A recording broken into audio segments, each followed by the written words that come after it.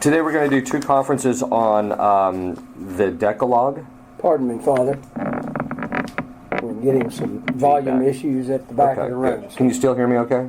Okay, good. We're going to talk about the Decalogue, but we're going to look at it, the Decalogue, which is the Ten Commandments, we're going to look at them from a very specific point of view. We're going to look at them as how they actually teach virtue. It is a common misperception among people that the perfection in the spiritual life consists in stopping sinning. That's actually false. That's actually the beginning of it. The perfection in the spiritual life is sanctified perfection, which is excellence in grace. So you have a lot of sanctifying grace, and the adornment of the soul of all of the virtues. So it's a positive thing. Sanctified perfection is not just someone who stays out of sinning. It's actually someone who exercises in every single act that they perform some type of virtue. And so as we go through the Ten Commandments, you're going to be able to see that all of the virtues, all of them are covered in some way or another under the Ten Commandments. In fact, in the old moral manuals before the Second Vatican Council, there were two kinds of moral manuals. There were those who broke the discussion of what was morally right and wrong based upon the Ten Commandments, which weren't that many of them. Most of them approached it the way St. Thomas and the scholastics did, which was to look at what is morally right and wrong based upon virtue. Last night I mentioned that the natural law commands all of the virtues, so we have an obligation to develop them, and if you don't perform an act of virtue in a particular instance, and you perform an act of vice, and you violate the natural law.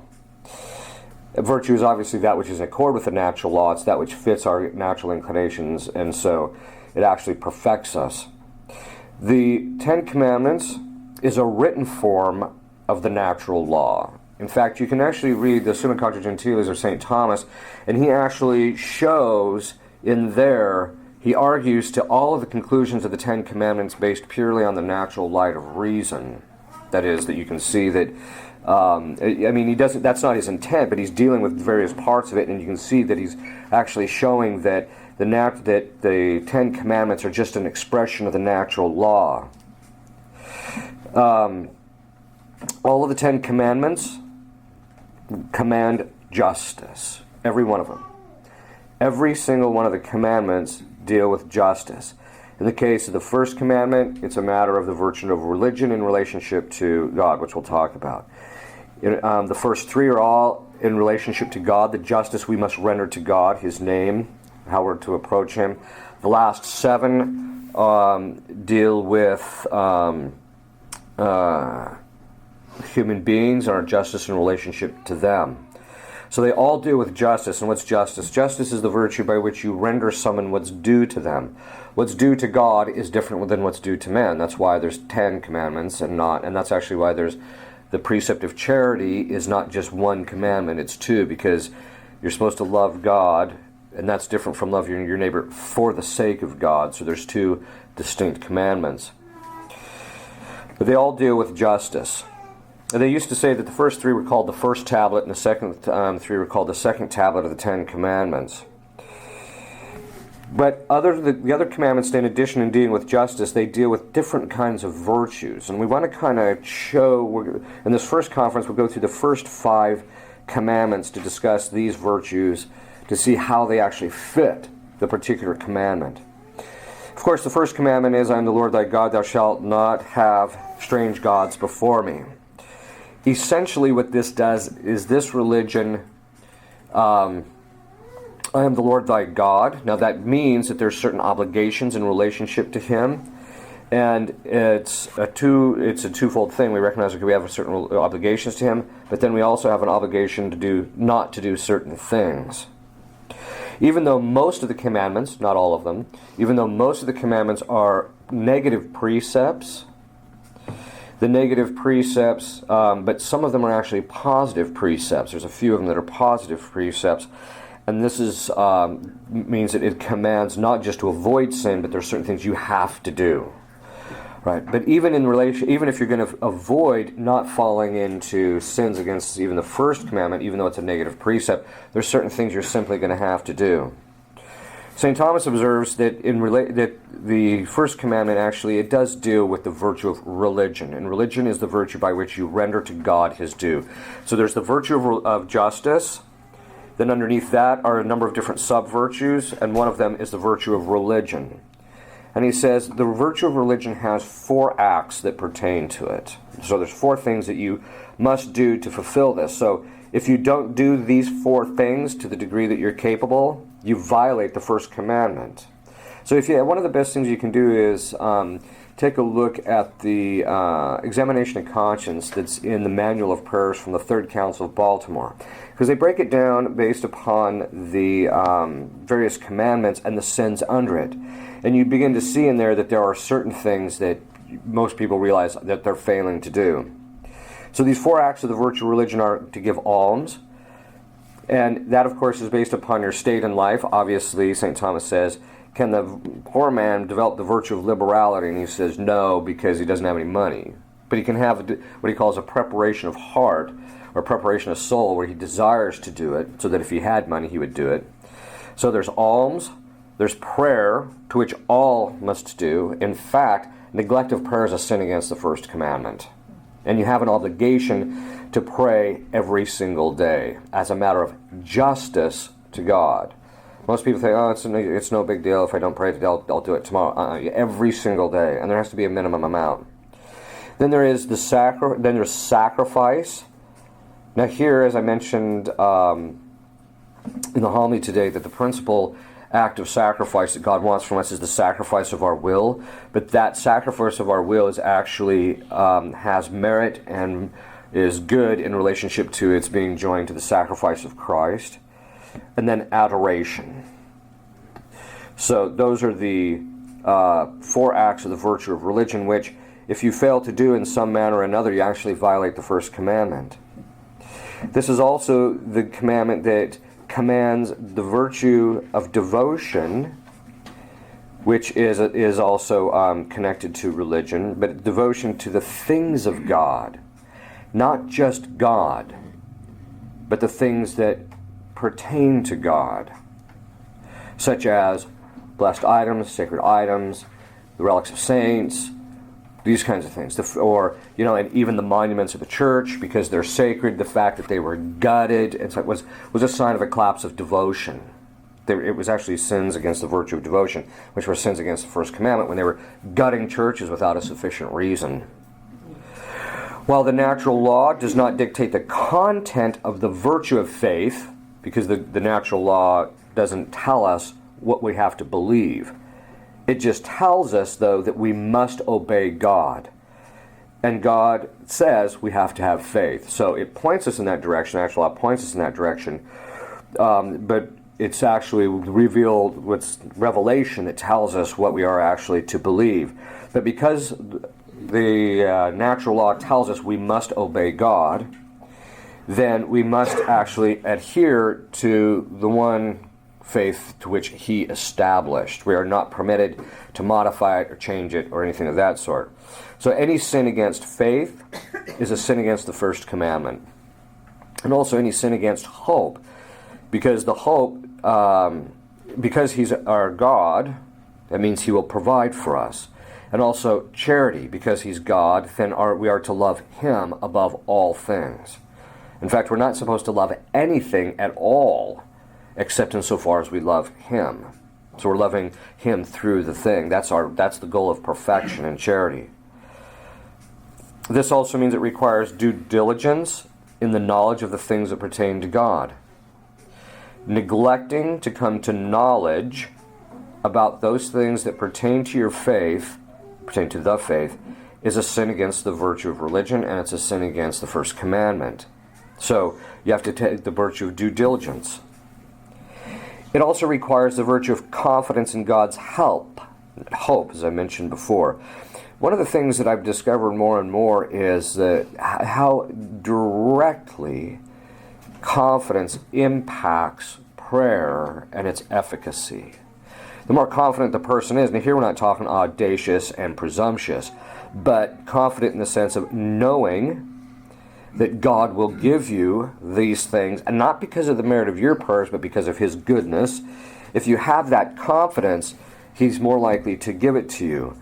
Demons constantly pick away with people who are possessed or obsessed at their confidence in God. See, he's not helping you. He's not going to help you. He's left you here, to be subject to us, that type of thing. And so so when the person starts praying with more confidence, the demons will really back off. Also, the first commandment commands humility. I am the Lord thy God. You're not God. And you must be subject to him. And you're not at liberty to choose which God you're going to have. He's it. So you have to be humble in knowing your place before him. That's what this virtue is really about. And in that sense, it also commands the virtue of circumspection, although that all the commandments in some way or another, especially the fourth, deal with circumspection. Circumspection is the virtue in which you keep track of your circumstances, and part of that is knowing your place. People just don't seem to know their place anymore. Obviously, you can tell that by some of the new forms of technology and the kinds of research they're doing is, completely offensive to God, trying to usurp his role. And because it commands charity, it requires us to develop charity by making acts of charity at regular intervals. People wonder, well, I'm just not as charitable. I say, well, how often do you tell God you love him? Well, first of all, do you even love him? And what does it mean to love God? It means that you want his glory to be manifest in the created order. And it also means that you want to see him. And if you find you're cold in relationship to that, then you have to start making acts of charity. Why is that? St. Thomas says that with respect to the natural virtues, you can build it just by the acts that you do. He says, but the theological virtues don't have us as their cause. They have God as their cause. God's the one who causes faith in the individual, causes charity, causes hope. And so he says, well, then how can you increase it? He says, yes, you can. What you do is you perform the action in congruity with that virtue so that it disposes you to a greater infusion. And then once God sees that you're disposed to receiving more, he simply just gives you more. So we have to so that means you have to tell him regularly during your life, and also times of necessity. It means you can't have anything before him. It means ultimately the first commandment tells you that your affections can only really rest in God, ultimately. Doesn't mean you can't have affections for your wife, or your husband, or what have you, but it means it should be done for God's sake. It also requires that you have to put human respect aside to fulfill this commandment, which is against, because if you violate it, it's against charity and justice. How many times do people deny their faith or act or hide the fact that they're Catholic when they're in the public sector? And so because that's part of human respect. It also commands the virtue of wisdom. Why? If he's God, it does two things. Well, let's back up. What is wisdom? Wisdom is the virtue in our intellect by which we are able to understand God from the way God understands himself, from the point of view of the way God sees himself. Today, there's practically no wisdom left in the culture because everybody is looking at God through the lens of their own emotional and appetites. Which is one of the reasons why, this is going to come like a bomb again, the charismatic renewal is dangerous. I'm not saying that people are bad, they're very good people, but it's dangerous because it's ordered towards spiritual gluttony, seeking consolations. If you're going to judge the things of God in relationship to consolation, when you actually do start advancing in your spiritual life, it's going to be brutal. Because St. Paul says God chastises those whom he loves. All the saints say, and John of the Cross talks about how the first thing God does if he wants to purify you is make your life miserable. So you can't judge God based upon your feelings, your interior state, or anything of that sort. And therein kind of lies, Martin Luther violated the first commandment like it was going out of style in a number of different ways. But one of the ways that he did is he transposed, and the Protestants transposed the judgment about what was religiously good or bad from the objective reality, which is revelation, and the magisterium who had the right to tell us what that meant, which was an external standard, to the subjective religious experience and the inspiration of the Holy Ghost interiorly in the individual. Once that happened, then it meant in the end that religion is just going to go all over the map. and people will start judging God the way they feel about him, and it meant a collapse in the virtue of wisdom. Modernism is the heresy against the virtue of religion, or of, well, that too, but against the virtue of wisdom. Because immanentism, which is its founding principle, its foundational principle, which is judging everything based upon your own subjective experience or yourself and your own thoughts and your own ideas in relationship to God, actually destroys wisdom. Why? Because you're not looking at it from God's point of view. You're looking at it from your own point of view. This is why modernism is so damaging. It helps to build wisdom, but St. Thomas says that wisdom also is practical in a certain sense. It's primarily about grasping the things of God the way God sees them. And as you grow in charity and as you grow in holiness, things about God start becoming clearer. But wisdom also, he says, is practical because it helps us, once you know the end, which is God, then you'll know the things that are going to be bad to do that will block you from getting him, and all the things you need to do in order to get to him. So wisdom has a certain practical side. And then there's prudence. Prudence is the virtue in which I know the right thing to do at the right time. St. Thomas defines it more strictly as the virtue in which one knows the means to the end. So he says you have to have a rightly ordered end. You have to know what you're pursuing. And at the same time, the things that you do have to strive or go towards that. In fact, for St. Thomas, the standard by which whether something is morally right or wrong, I mean, he has a variety of different ways in which he discusses it, but one of them is whether the thing will actually achieve attaining God or not. If it won't, then it's sinful. If it does, then it's not. It's good. And so prudence, the first commandment also requires prudence. Thou shalt not have any strange gods before me. It's imprudent to have anything before God. You know, when they say in the Old Testament, all of the gods of the Gentiles are demons, aside from the fact that that's God revealing it through divine inspiration, I can tell you as an exorcist, it is absolutely true. I've seen Osiris, Isis, I've seen Baal, I've seen, you name it. You go back and you look at those Egyptian gods or any of the other gods, and you talk to the various exorcists, and everyone's seen just about all of them. And so the point being is what? Well, it just means that if you're going to be prudent and wise, obviously you can't be involved in the occult. You can't be involved in things that are superstitious. In fact, superstition is actually a sin against the virtue of religion because it's against the first commandment. And the reason it's superstition is a sin is because St. Thomas says what one does is one attributes to a created thing the power that's proper to God alone. So what do? To know the future with certitude pertains to God alone. So what do? They look at the tarot cards. The cards can tell me what's going to happen in the future. It ain't going to happen. All right. Now, the demons are really good at guessing, so they can use the tarot cards to kind of tell the person, okay, this is probably what's going to happen, which is actually the case with Nostradamus, whose all his stuff was derived through sorcery. So, the second commandment, thou shalt not take the name of thy Lord thy God in vain. This is the virtue that requires discretion in speech. Okay. And by this we mean it's the virtue that commands modesty in a specific way, that is, in relationship to your speech. This is an important thing because there are two kinds of ways in which you violate this commandment in relationship to this modesty in relationship to speech. That is either through blasphemies and profanities, which are against God or things that are holy, and then vulgarities, which are things that demean or denigrate things that are created. In the Old Testament, God says, swear neither by heavens, for that is the throne of God, nor by the earth or created things, because that is his footstool. So these are things like vulgarity, various forms of cursing. People sometimes call it cursing. Cursing can also be, in a more strict sense, of actually trying to condemn somebody. In fact, there's this one time my uncle, he and my dad were driving to go fishing, and there was this cow standing in the road.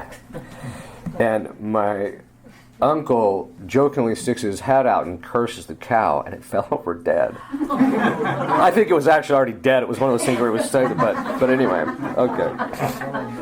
So be careful what you do. Okay. So, and this is kind of an important thing because I think that one of the things, like, for instance, there's kind of this mindset that, it's kind of a manly thing to cuss once in a while. No, it's not. It requires a discipline and self-control. That's the real manly thing. I mean, St. Joseph, who's like the exemplar of what it means to be a man, isn't going to be walking around and, cussing because he smacks his thumb with a hammer. All right. But it also, I'm really, today, this means not just vulgarities and profanities directly, but what they call derivatives, or that's what they or alternates. In philology, it's called derivatives. Those are things that are derived. Most people don't know. If you look up in an Oxford English Dictionary the word "gosh," it means God, and people use it constantly today, thinking, "Oh, it's not as bad," right? So we're talking about all of those things that are derivatives, like geez. So you have to be really careful with those. Also, justice to God by rendering our vows to Him is also part of the second commandment. So you have to render any of the vows you've taken. It's a violation. Like, for instance, adultery is not just a violation of the sixth commandment, it's also a violation of the second. Because you've rendered a vow to God, and you're now not fulfilling it before Him. So it's a matter of justice to render Him to what you said you would do. When I grew up, if someone said they would do something or they agreed on something in a handshake, that was more binding today than, 500-page contracts are today. Today, contracts practically mean nothing because people are always looking for a way to get out from underneath it.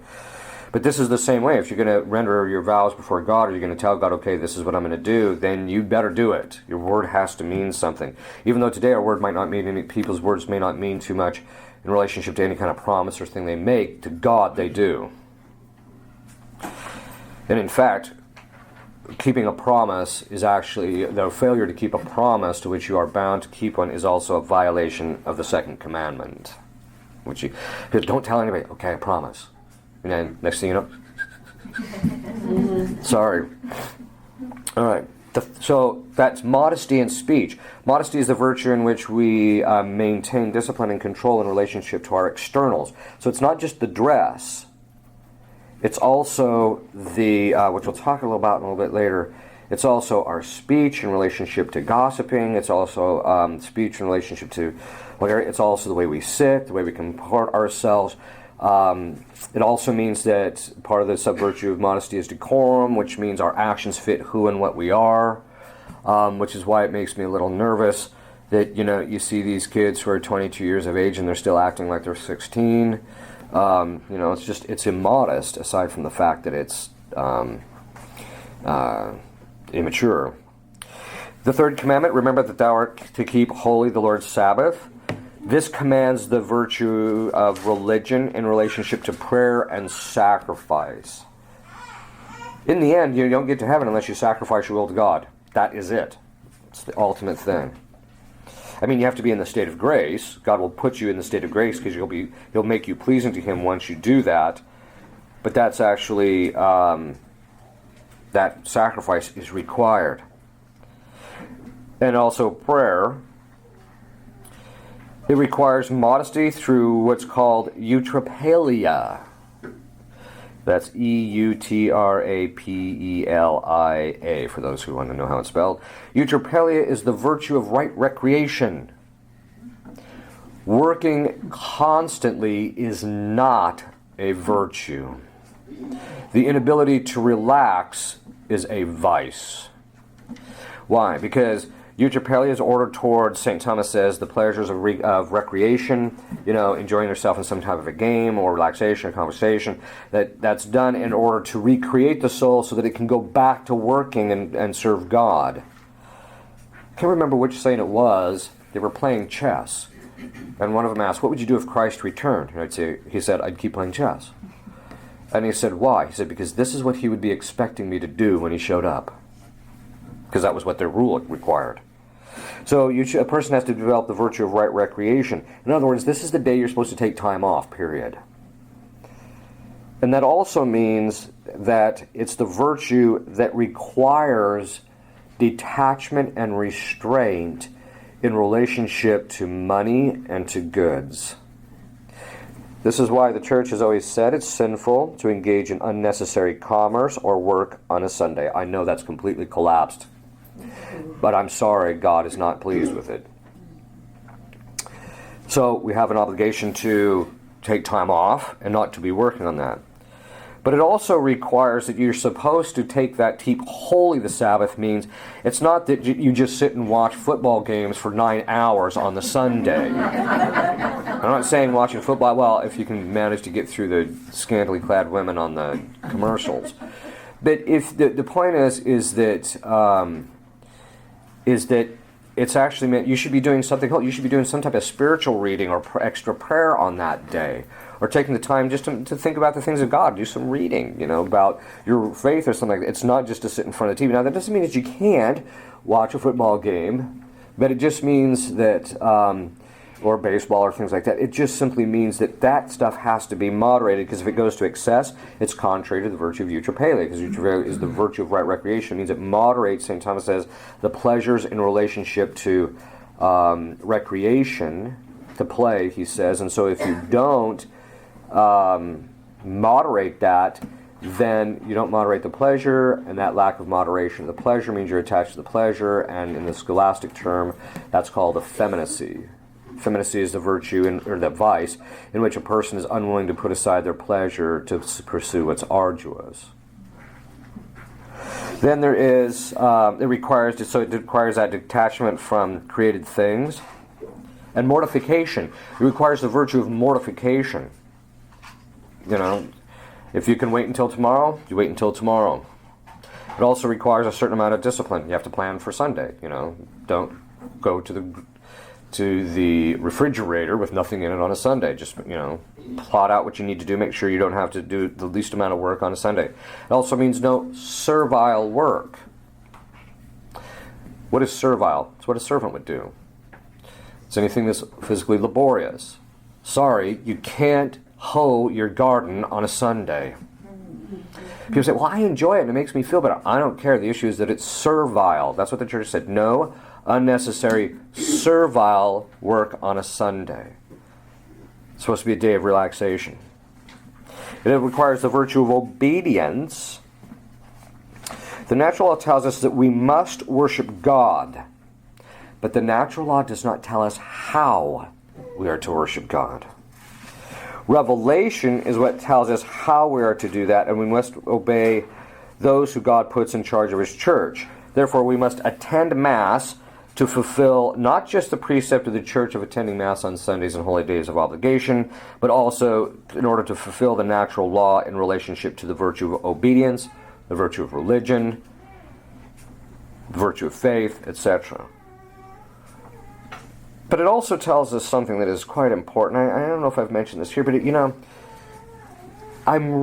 one of the reasons why it's so important for the magisterium to tell the priest how to offer Mass is because when he approaches the altar, he has to submit to God if he's going to be pleasing to God.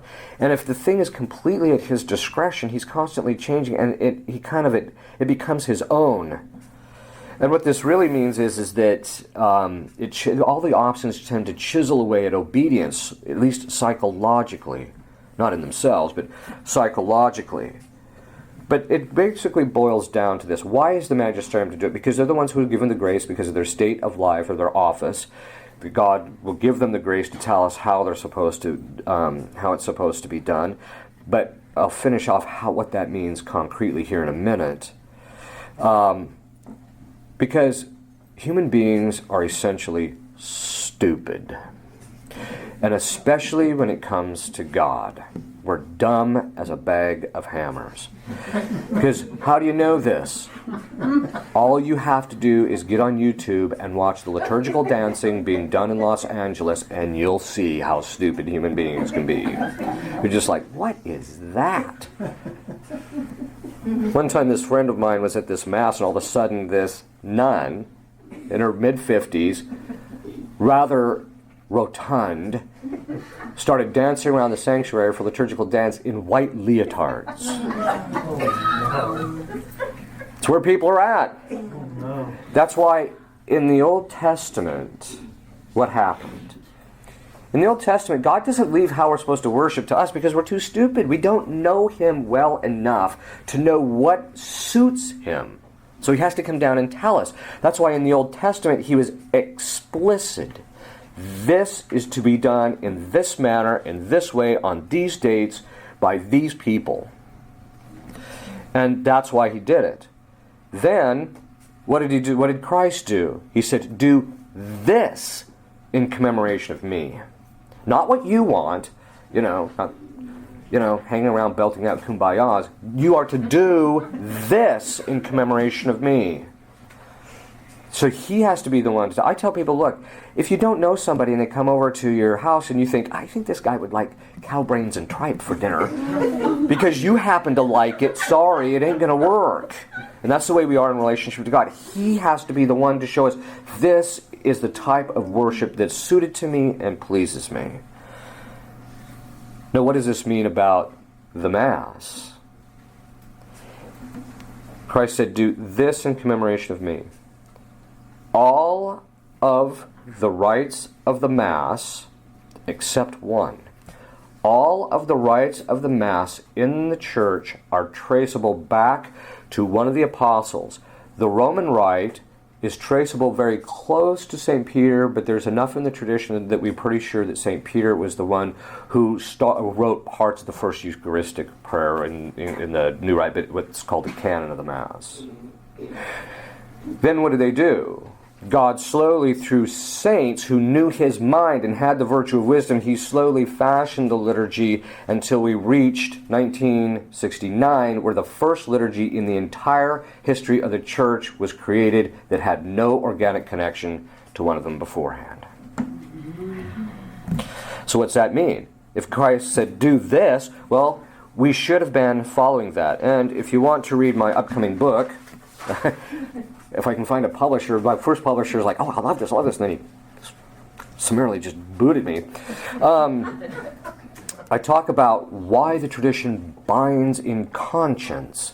It's not a preference. It's not because it makes you feel good. There are obligations in relationship, and it's called the virtue of piety, which we're going to get to here in the next virtue.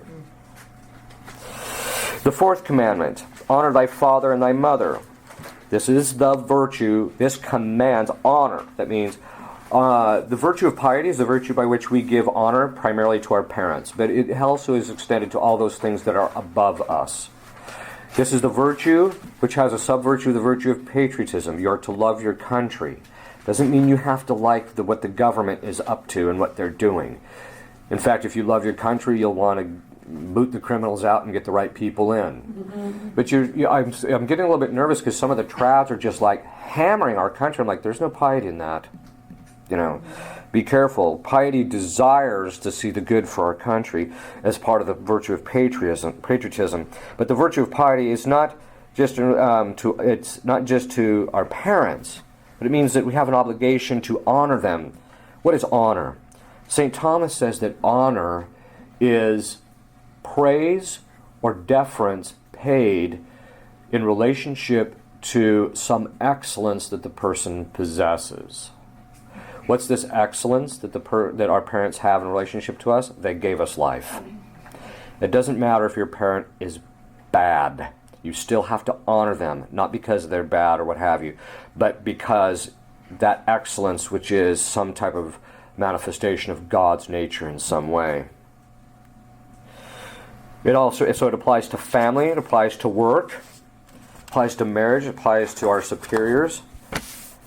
I think one of the most appalling thing that I am seeing today is the way people treat priests. Yes.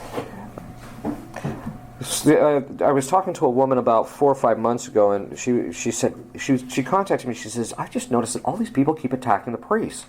I said, yeah. I said, I only know of 2 priests that I'm aware of out of the hundreds and hundreds of priests that I know of, only 2 that have not been viciously attacked by the lay people in some way or another.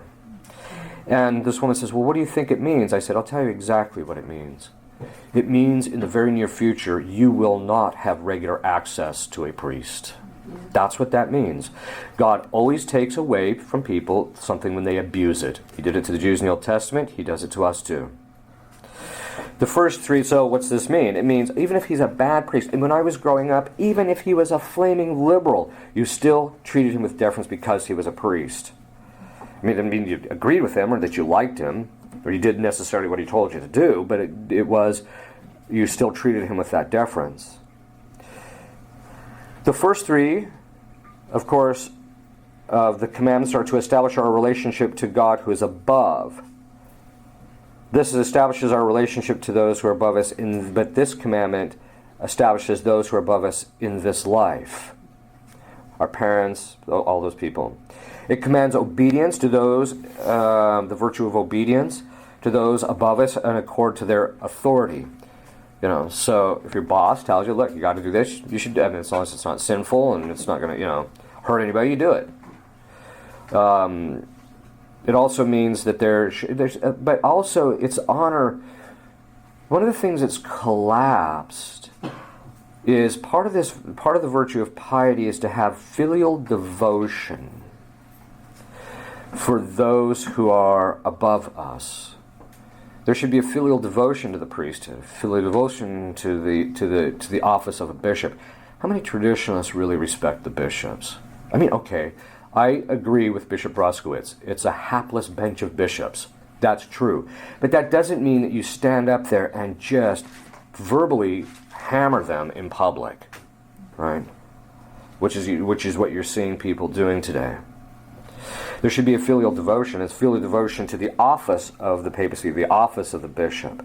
We should love these things and desire their good. And we should desire for the people that are in it, instead of them just being, you know, cast into hell, we should desire that they are actually become better. We should be praying for them. It commands obedience, so to those who are above us. As to those who are below us, the virtue of obedience, the virtue of piety, and also the 4th commandment requires a proper treatment of those under our care. This means wives, children, employees, etc. This is one of the reasons why you actually know that the Muslim religion is just not from God. It's not part of the natural law, because, you know, they're supposed to beat their wives and things like that. By which, oh, by the way, you know where that came from in the Muslims. You know who convinced Muhammad to put it in the Quran? It was his wife. Figure that one out. There must have been something wrong with her. All right. So it means that we should do proper treatment of those under our care. That means our wives, our children, our employees, whatever. We have an obligation to treat them with respect. It requires diligence in our duties to those around us. This means our household duties, the duties of a husband to his wife, to children, to work, things of this sort. So actual neglect of these things is a sin against the 4th commandment. So, doesn't mean you can't put a little bit of the housework off if you're really tired, but, you know, sitting around eating bonbons, watching soap operas day in and day out, and your husband comes home, isn't going to work. By the way, did you see the new study that just came out in, I think it was Norway? They found out in studies that marriages in which the traditional roles are followed, where the wife stays home and the husband goes to work, and the wife stays home and takes care of the domestic affairs and the children, have a much lower rate, almost a 50% lower rate of divorce. Wow. So, those are one of those little tidbits you keep track of. It requires justice at work, to not neglect our work. That also falls under thou shalt not steal. You're not supposed to waste your employer's property by dishonesty or carelessness or neglect, or violating company principles without a sufficient reason. You know, you should want order within your company, and you should want to do it yourself. It commands distributive justice. Now, there's 3 kinds of justice. There's distributive justice. That's from those who are in charge of the common good to those who are below. So it's from the universal to the particular. Then there's commutative justice. That's between the two, to people at the lower level. And then there's legal justice, which is between those who are on the lower level to the common good, and those in charge of the common good. But in this particular, the fourth commandment commands distributive justice in relationship to those who are professionals and civil servants. Culpable lack of knowledge relating to the duties of office or profession, or neglect in discharging those duties, or misuse of authority, or any kind of injustice or partiality is against the virtue of piety. And also Christ is brutal in extracting justice in relationship to that for those who are in authority. Also, it makes the person recognize that authority is never for the individual who has it. It's always ordered towards the good of those who are under it. It requires patriotism, as I said, as a sub-virtue of piety, and therefore we have an obligation to respect the laws of the land as long as they are not sinful, even if they're stupid. Now, it's not because, because somebody said, you mean to tell me if I'm driving down a highway and all of a sudden there's a stop sign in the middle of the road, I'm supposed to stop? I said, yes. Not because somehow or another, stopping in the middle of nowhere is a good thing, but because developing the virtue of piety is a good thing. Okay, I'm going to submit to this for that virtue's sake. Okay. The fifth commandment, thou shalt not kill. This requires justice to the neighbor, the innocent, the unborn, those who are dying. St. Thomas says that to take someone's life directly is the proper is the effect of something that is a capital crime. That is, it's penal. To take someone's life is penal. It's a punishment for having done something wrong. Euthanasia, he says, so if you're going to take someone's life, there has to be something they're doing that's wrong. Euthanasia, taking people's lives before, under the guise of mercy, is punishing somebody for something with which they're not guilty of. People say, it's uncompassionate to let them suffer. No, it's not. God may want them to suffer for their benefit if they're still around, because God thinks it's good for them. It may not feel good, but it's still there. Okay. This also requires justice in relationship to self. It requires justice to love oneself on a natural level, but according to the natural law. What does that mean? Well, part of the natural law realizes you're not the only cat in town, and so you don't do everything for your own sake. In fact, the natural law says you have to do things because it's ordered towards the common good and other things and towards virtue. But even though it requires justice, in the end, because of fallen human nature, we're really only going to fulfill even the requirements of justice through charity, grace. Grace is the only way we're going to be able to love ourselves in a rightly ordered, unselfish fashion. Because what is selfish? That you want the thing for yourself. What's charity? You love yourself for God's sake. It commands meekness. Thou shalt not kill. So what's meekness? Meekness is the virtue by which you don't go to extreme in your reactions. Clemency is the virtue in which you have mercy towards somebody who's committed something evil because it's good for them. But this virtue, it also commands clemency, but it commands meekness because it's sins against anger. Christ said, he who has anger for someone, has already killed him, right? Well, that has to do with the fact of what commandment it's being placed under. So no anger, no quarreling. It also requires the virtue of fortitude, which moderates anger, because virtue is the fortitude is where a person engages things that are hard and difficult, but you don't overdo it and you don't underdo it. And it avoids neglect of not falling into battle. A lot of people just don't fight for what's right anymore today. Of course, I'm sure you've heard that phrase. Bad things happen when good men do nothing. And that's exactly, we are now reaping the rewards of generations of people not doing what they were supposed to do. It commands temperance, that is abstinence and fasting. Why? Well, because if you eat to the point where you're going to, blow it up like a balloon, you're going to kill yourself. So And this is an important thing because it helps us to realize that food is not there for the pleasure of it. God gives us a pleasure of it so that it makes the action easier to engage in. Rather, the food is there for your health's sake.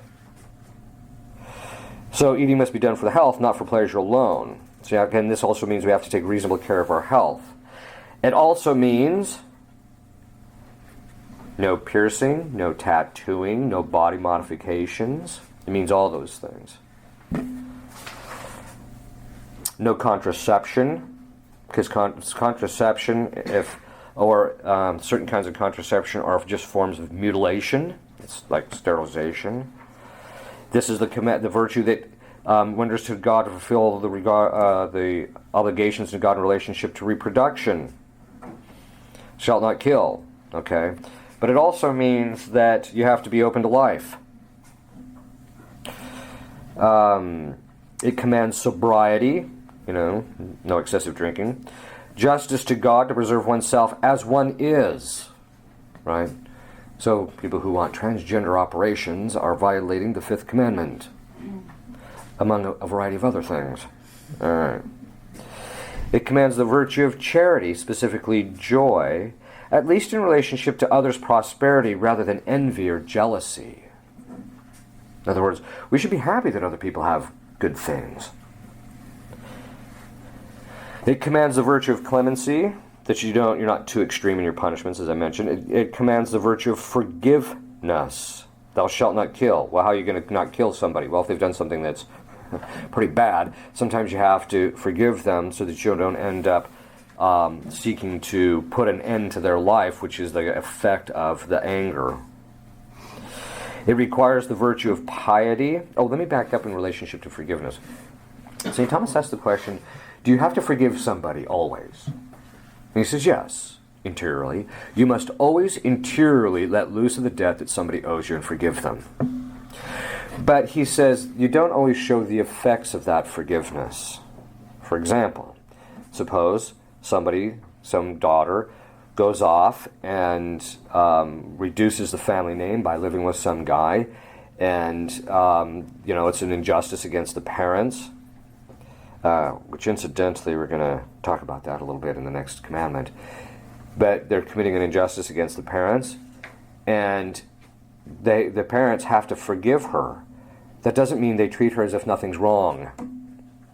It just means that they still have to be charitable and civil, but they don't necessarily say, oh, everything's hunky fine. Yeah, you can bring your, live-in boyfriend over for dinner tomorrow. No, it's not how it works. Which incidentally brings up a particular aspect. It's one of those things where you almost have to, keep yourself from crawling over the table and strangling the individual for even saying it types of reactions I get, is when the person, the daughter or the son, decide to get married outside the church. And then they turn around and ask the parents, are you coming? And then the parents say, well, no, we can't because you're getting married outside the church. And they say, you're being mean and uncharitable. Excuse me. You're the one who are putting your parents in a situation where they have to make a hard decision. You're the one that's uncharitable. Don't give me that nonsense. All right. It also commands the virtue of piety in relation to God as to other non-rational creatures, but not by not causing them unnecessary death or suffering. Not because they have rights. Animals don't have rights. A right is a moral claim on the obligations of another. An animal doesn't have an intellect or a soul or an intellect to make that moral claim, so it doesn't have any rights. But that doesn't mean you have to treat it like trash. It's still a creation of God. So if you can denigrate the Creator by treating it badly. So what's this mean about environmentalism? You are required, this has always been a teaching of the Church, you are required to take proper care of the environment not for its sake, but for the sake of the human beings who have to live in it now and in the future. I have a theory, by the way. And I'm waiting to see if it's going to play itself out in this generation. This is my theory. If you look when Adam and Eve fell, they went from, it talks about how the paradise was just so full of all these good and pleasurable things, and nature was so delightful and provided so much for us, right? Well, then they fell, and then what was the punishment? It says now you have to work in among thorns, and it's going to be hard, it's the sweat of your brow, etc. Which meant that nature provided a little bit less for us. Then, right before there is a theory that states that there was an actual firmament. I mean, the scripture is being literal, that there was actually water contained in a firmament above, and that's some pretty good scientific basis for saying it, and that when the flood happened, because men were being evil, that firmament created higher pressure in the atmosphere, which is why plants, they know this for a fact, plants grow bigger and faster in higher pressure of air. So which is why the plants in the past were much larger. And then when that collapsed, when man was being really sinful, that all collapsed, and so nature then provided a little bit even less. So now it's not as the plants aren't as big, they don't produce as much fruit. And I think we're getting to a stage now where the sin is so bad and man's abuse of nature is so bad, we're about to head into something that's going to make it even worse for the upcoming generations. Okay, so what does this mean? It's not, you don't hug the tree because you want it to make it feel good. Right? But you don't go around mowing things down and destroying the environment, because it impacts people's ability to live right, ordered lives in relationship to their own financial and their own. You don't pollute the air. You don't just start spewing toxins out just to get rid of them, so you don't have to pay a lot of money, because it affects other people. That's where the rights really lie. It's not in the environment. It's in the people who have to live in the environment. Okay. We'll stop there and come back. When's the next conference? At 11. We'll come back at 11 for the last of the 5 commandments. Okay, we want to continue on with the commandments, and the next one is the 6th. Thou shalt not commit adultery.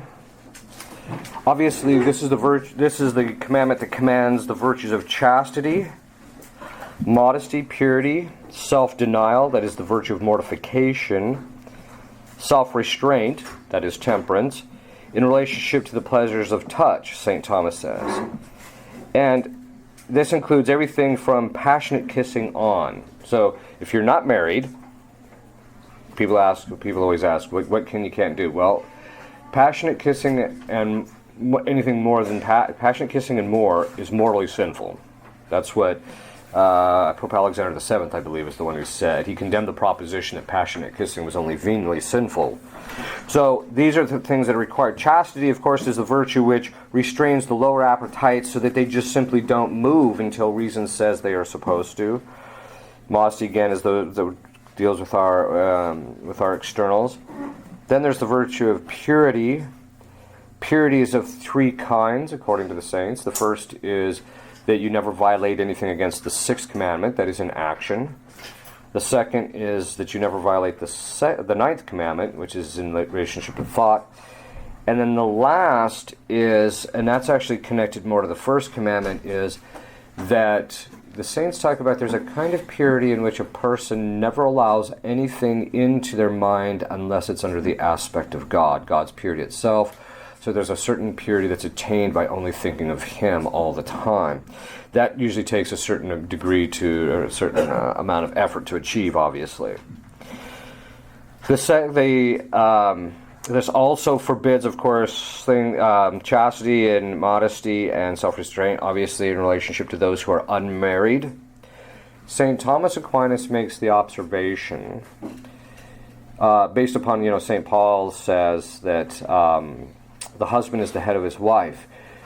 But St. Thomas observes that the natural law actually dictates that the father is the head of the daughter until she's married. Most people don't have a clue about the significance of the weddings, the symbol of the wedding ceremony for the entry procession. It's the father's place to bring in the daughter, because as her head, he brings her in, leads her by the hand, to the altar. He takes her hand and places it in the hand of the groom as a sign of his consent to his daughter marrying him, and as a passing of headship. But before he does that, he lifts the veil as an indication that you can now contract bodily rights with my daughter, and then he hands her hand to him. So most people don't realize. So what does this mean? St. Thomas says that the sin of fornication is actually a greater sin against justice to the father than it is against temperance. Even though it's immediately against temperance, but it's also a sin against justice. Because the father's rights to protect the integrity of his daughter are being violated. Also, there's justice to husbands and wives by not committing adultery and divorce, so that's again has to do with justice.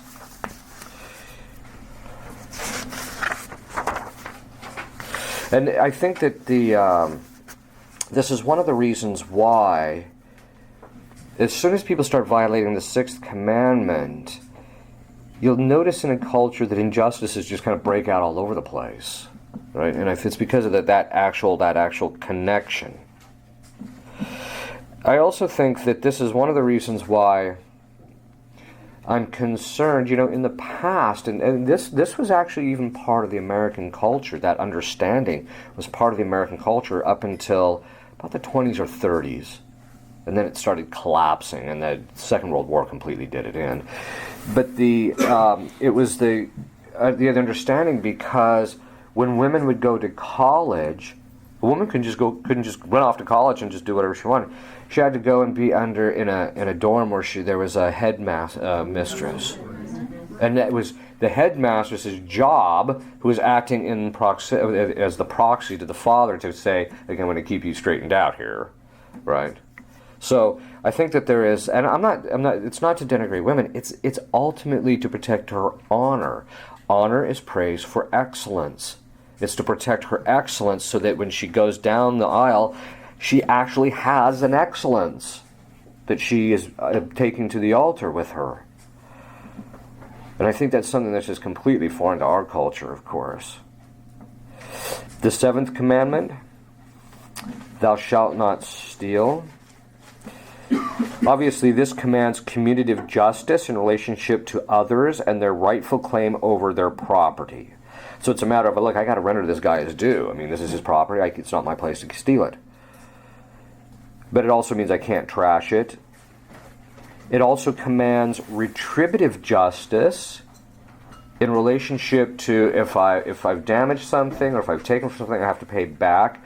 But it also means it requires to pay back in relationship to things I've borrowed or lost, or that I've lost. So if I go and I borrow some guy's drill, and this is something that's always bothered me about our current generation. My father always told me, look, never borrow anything unless you have the money to buy it. And the reason being is because if the thing got destroyed under your use, you had to go replace it to give it back, because the guy, all the more so clear, if you borrow it, the guy isn't giving you ownership. He's allowing you to use it, which means they more or less say that there can be reasonable wear and tear based on how much he concedes that you can use the thing, but you have to return it back in the same condition in which you got it. Otherwise, you sin against justice. So, and today, people will just, they'll borrow something, completely trash it, and then they'll just say, oh, sorry, man. Well, sorry ain't good enough, right? So because there's a matter of justice. It also, we have to make reasonable attempt to restore others' property if there's something that. Also, counsel and command others to do injury to another person or to his goods, or careless or malicious injury to the property of others. These are the things that retributive justice. So this command says, look, you have to render justice to people. It commands truthfulness, the virtue of truthfulness in financial or business affairs. You're not permitted to commit fraud. I always used to think, when I was younger, I thought, at least there's not too much fraud in our country compared to some of us. But then as I got older, I started doing a lot of reading about our economic structure and the political structure and how they're intertwined, etc. And when I found out about fractional reserve lending, that literally you go to the bank The bank only has to put in 1/10 of the amount that they owe, and they can literally write another 0 on the end of your account. That's how they lend you the money. They literally create 90% of the money that they lend you out of thin air. There's a name for that. It's called fraud. So our entire economic system is based on fraud. It's a mess. And that's actually one of the reasons why it's got to get straightened out. So then what? Yeah, so it's a mess. If you want to watch an excellent video, it took documentary of the year in its class like 2 or 3 years in a row. It's just called The Money Masters. You can watch it right off of YouTube. When you read that, it will be the first time you will actually probably say to yourself, I actually understand my country. You might think you understand it now. Wait until you watch that thing. Because the thing I like about it, it's no conspiracy theory. It's total nonsense. The guy is a PhD in economics, and he just brings you through the last 450 years of history and shows why we are in a situation that is incorrectable within the current system. It's excellent. Okay, it also, so you have to be truthful in relationship, no concealing of fraud. It also commands legal justice, that is, to those who are above us. Tax evasion, by not paying just taxes, is immoral. We all have an obligation to pay a just amount. People come to me in confessions, usually in March. Hey, Father, what's the, can I hide some of this money? And I said, okay, here's the story. Christ said, render to Caesar what Caesar. You have to pay your taxes. But then the question becomes, well, what's Caesar's, right? Because right now I think Caesar wants more than Caesar's. And I just tell people it's very simple. It's a very simple principle. If Caesar wants more than God, it's immoral. And God only wants 10%. So anything more than that, you are not obligated in justice to pay. But here's the kicker. You can't lie on your taxes because ends don't justify the means. So people can prudently hide if they're making more than that. On the other hand, one time Bill Gates, I don't know how much, he made like several $1 billion in 1 year and paid $75,000 in taxes. That's immoral. Sure. So, and that's why when they say, oh, we're going to raise the taxes on the rich, no, you're not. You'll just raise the tax to make it look good, and then you'll create the loopholes. I mean, it's all silly. It's all a game. That's why I'm kind of one of those, let's get a flat tax rate. But then we also got to get the government out of certain things. Part of the reason the taxes are so high is because of the fact that what used to be taken care of by the church through corporal works of mercy are now being handled by the government. Right. So, okay. It commands the virtue of thriftiness against prodigality. So you just don't, waste money. Why did you buy these beans? Because they were on sale. You can eat them? No. All right. That actually happened to me once. Somebody did that. I'm like, what? Okay. They were only 99 cents. I'm like, okay, that's fine. I guess, I guess that's, well, I don't know. I sat in the thing for like 1.5 years, I guess. All right. Gambling and betting. If they deprive someone of the basic living needs for himself or others, or if it constitutes an addiction. Gambling, as long as it's done in moderation, and betting can be a legitimate form of recreation, but you just have to be careful that it doesn't take away from your obligations, which if people aren't careful, it can do very easily. Excessive, unnecessary waste of goods, resources, money, or funds. I read a study, I don't know how true it is. Sometimes you read these things and you're just like, where did they come up with that number? And I think this is a bit excessive, but I think it does point to something. They said in this country, they said the amount of food wasted in our country is almost 40% of it.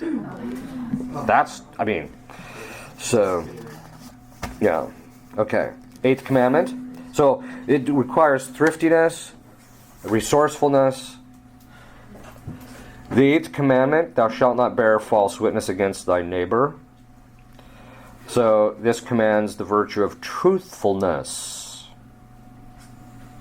which means that the person always has to be truthful in what they say and how they behave. There's a distinction they make between what's called simulation and lying. Lying is when you say something that's false in order to deceive somebody, whereas simulation is when you do something false in order to deceive somebody. then you see a certain amount of that. So you have to be truthful. It commands a virtue of community justice in relationship to a person's name. The person's name is their property. And so if you violate it, you are essentially stealing something over which they have a right. This is why things like gossiping and rumoring are actually a violation of commutative justice. It also commands retributive justice. If you have unduly soiled someone's name or blackened someone's name, you have an obligation to restore it. So next time you start thinking you're going to badmouth somebody, rethink that. And that's on two parts. One, if you say something that's false, you have to go back and correct it to the person who said it. The second is if you have said something that's true, which is detraction, but it takes away from the reputation unduly. So that you also have to say, look, okay, what I said was true, but look, it's not as bad as it is. And this, usually if you tell people, they have to do that, I got to go back and tell people I didn't tell the truth. Yeah. So I think I gave a homily on gossiping. I think there was 8 virtues it violated. I can't remember which they were, where I did that. Oh yeah, I did that. It was in Tulsa. I don't think I recorded it though. Okay. Then there is also rash judge. Oh, then there's rumoring. That's what we call it in English, but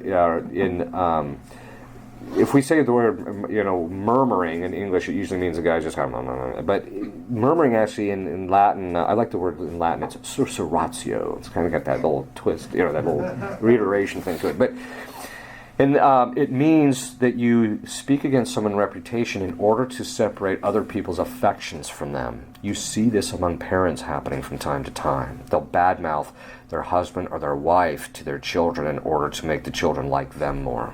You see that once in a while. It's called murmuring. Rash judgment. This forbids rash judgment. That is, judging that somebody is guilty of something without a sufficient reason. It does not forbid judging the objective moral content of a person's behavior. For example, 2 people are living together and they're unmarried. People will say, well, you can't judge them. Okay. It is true that I don't know the moral state of these people. That's true. I don't know if they're committing mortal sin, even if they're fornicating. I don't know that because I don't know what's going on in their mind. I mean, people are clueless today. I once said from the pulpit, I said, there's something wrong with the culture when smoking and drinking is smoking is a mortal sin, but fornication is a virtue. It's a time that everything's turned upside down. But the point is that, okay, so I don't know that, but that doesn't necessarily mean that I don't recognize that these people are living in a situation that objectively offends God. Objectively. Whether subjectively, I can't access that, but I can look at it. And this is important because, if you have with your children, you have to make those kinds of judgments all the time about the company they keep and those kinds of things. You don't know about the sins. You don't know why little Johnny is being obnoxious, but you tell your son, I don't want you hanging around him. Because it doesn't really matter what the sinfulness of little Johnny is in relationship to what your son's going to learn about how to be sneaky. Okay. It also refusing or delaying to restore the good name of one who is blackened is bad. Baseless accusations, groundless suspicions, rash judgments of others in our own mind, etc. It commands a virtue of commutative justice. What does this mean? Justice is rendering to someone their due. If you rashly judge somebody, you are going to excess in your authority, and you're therefore violating justice in relationship to them, because it's not due to them to be rashly judged. It also requires the virtue of discretion. Revealing secrets is sinful to the degree of the gravity of the secret that is revealed. It can be mortally sinful to reveal secrets. Publishing discreditable secrets about others, if true, even if true, that's the one you want to send to the politicians. Okay. So this is the thing you have to keep in mind. To bear false witness means that, you're lying. is you're lying about your neighbor, but it really deals with justice. And this is primarily what's covered under this is justice and discretion in the sense of modesty, which is discretion is a sub-virtue of modesty. The 9th commandment, thou shalt not covet thy neighbor's wife. This commands justice in relationship to others, in relationships to our thoughts and feelings, temperance. Once in a while you hear people say, well, I can look, but I can't touch. Sorry, pal. Doesn't work. In every moral act, there is the act, and then there's the object upon which the action bears. So, for example, I always give the example of throwing midgets off of a building. Okay, so you're standing up and you're throwing these little midgets off of a 10-story building, right? Okay. Now, the question becomes, is that moral or not? Throwing midgets off of a building.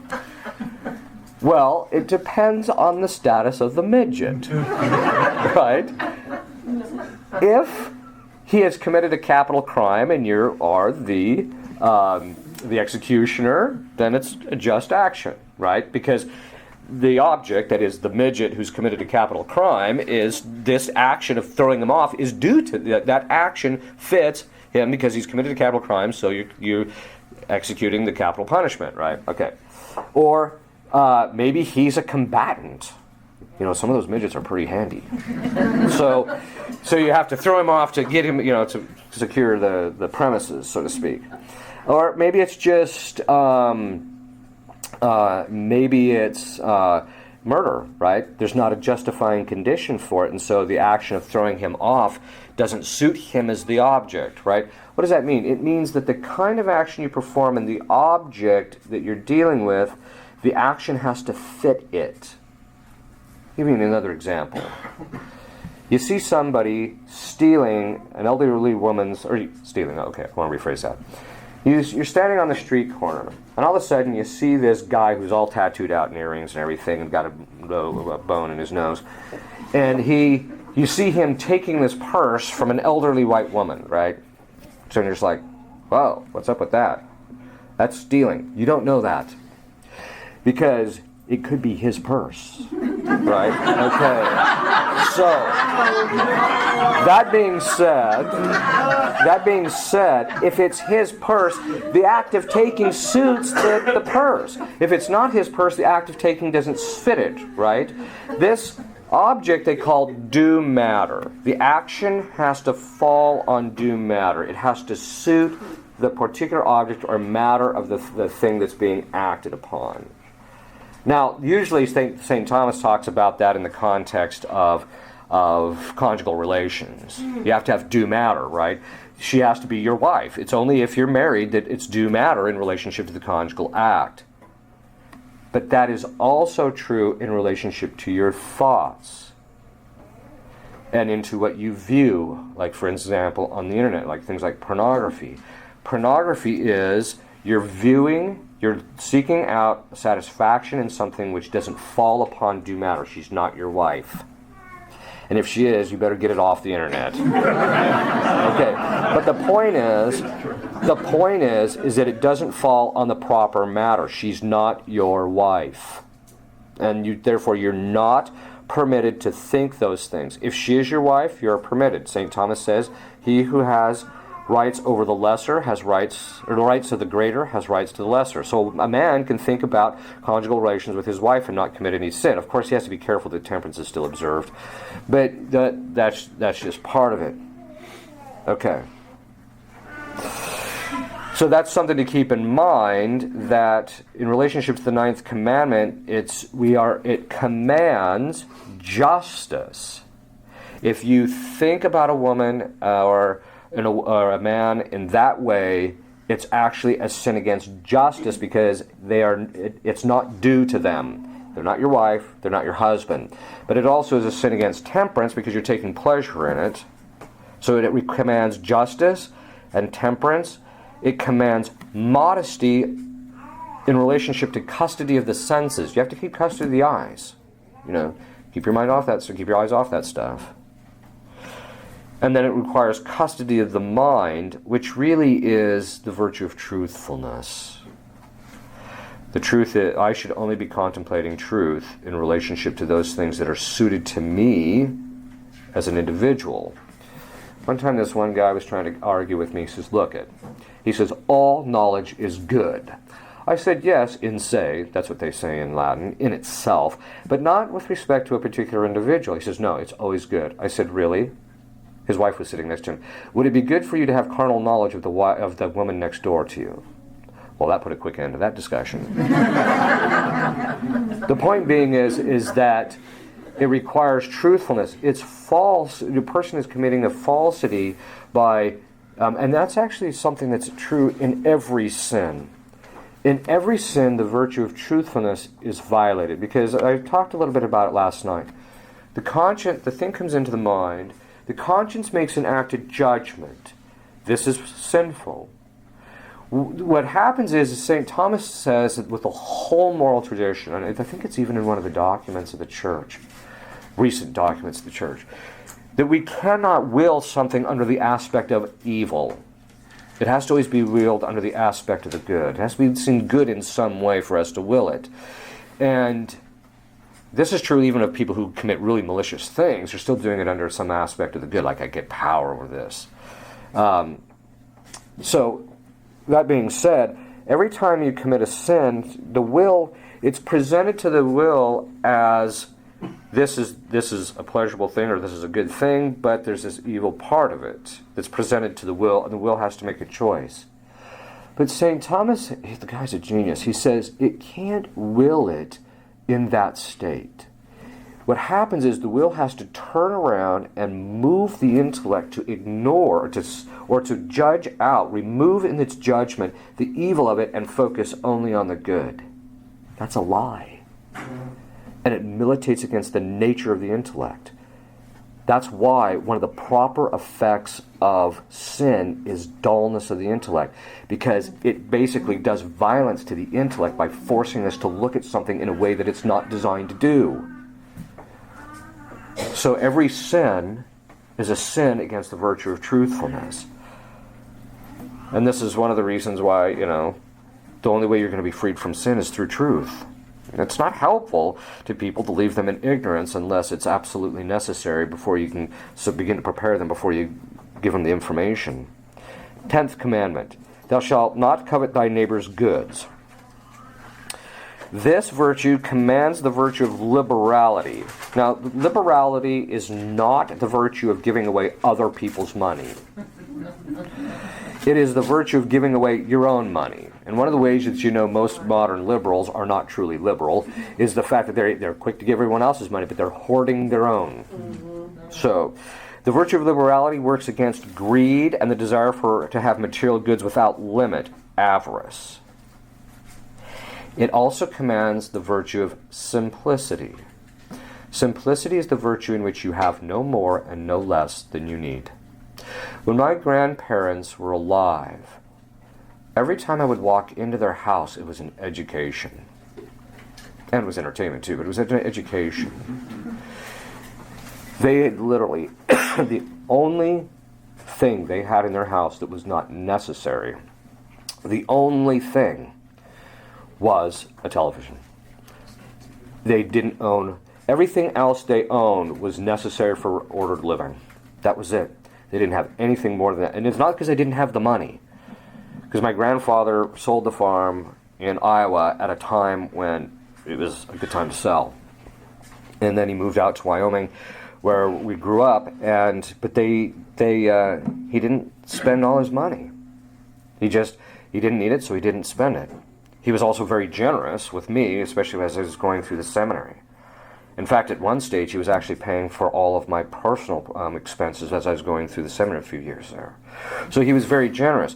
The point is that it helps the virtue of simplicity, is the virtue in which you have no more and no less than you need. In the fraternity of St. Peter, they have an exhortation that they recommend that a priest each year goes through every single thing he owns.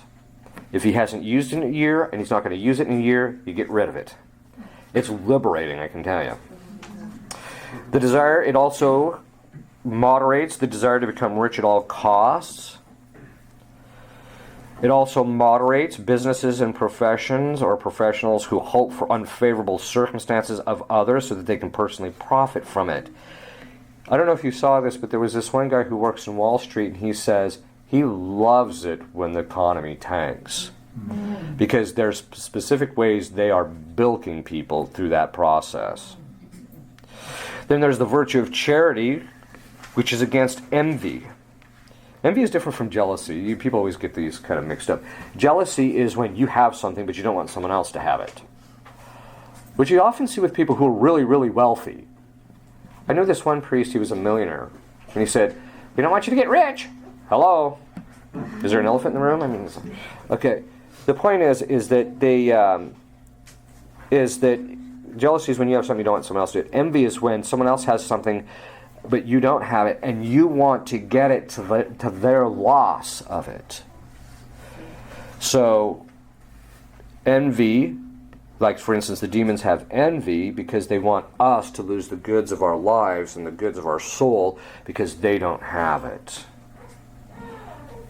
So, it commands a virtue of charity in that respect. To don't have envy of someone else's success. Talents, temporal or spiritual goods. These are good things. The proper response to good is joy, not sorrow. If you have sorrow at someone else's good or something, there's something disordered in your own soul in relationship to that.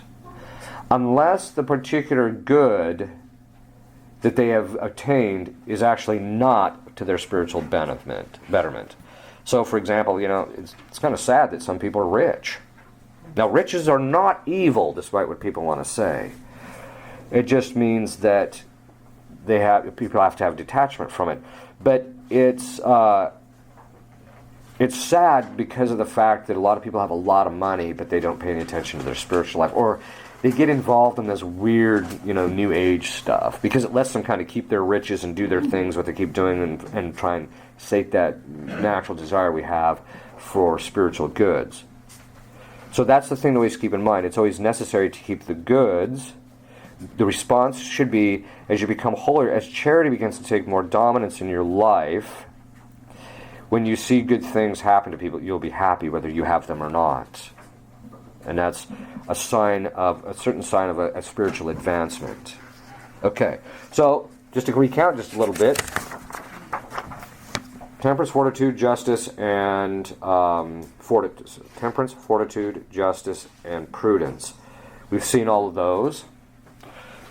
Faith, hope, and charity. We've seen all of those. We've seen wisdom. There's also what we haven't seen is knowledge and understanding. St. Thomas, and I'll end with this. St. Thomas says that Christ preaches every virtue from the cross. Temperance, the sponge is put to his mouth, he turns away. Justice, he's rendering to God his due by an act of sacrifice. Fortitude, well, that's pretty self-evident. Prudence, he's the means to us attaining our end. Faith, well, he didn't have the act of faith, but he preaches it because through faith in the cross we'll be saved. Hope, it's the means of our salvation. And charity, no greater love does a man have than to lay down his life for his friends. That's why they say that Christ is the fulfillment of the law. He is the fulfillment of the Ten Commandments, the law itself. The one who promulgates it, he's the one hanging on the cross. And he's the one that preaches all of the virtues.